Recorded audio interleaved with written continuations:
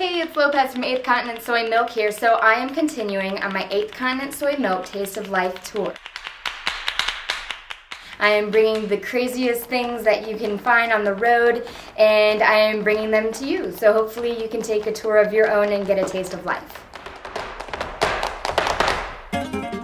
So this last stop, I went to Burning Man. Burning Man happens out in the desert. It is a huge art event, and they have a man that they burn at the end of everything.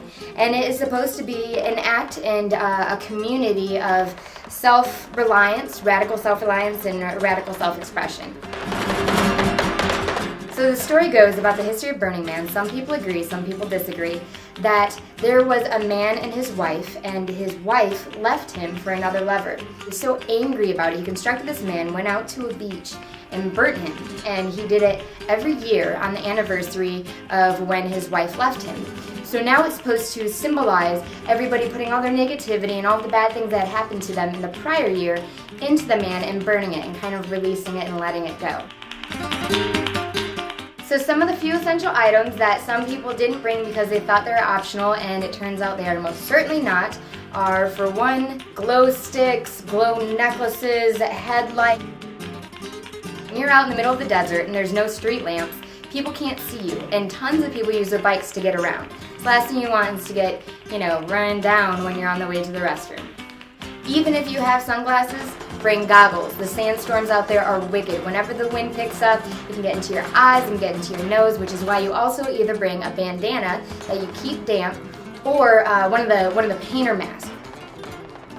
Even if you bring a tent, bring a shade structure. Most people don't sleep at night because there's too much to experience. So bring a shade structure, or else your tent will end up being like 100 degrees during the daytime and you can't take a nap. Bring a reusable cup.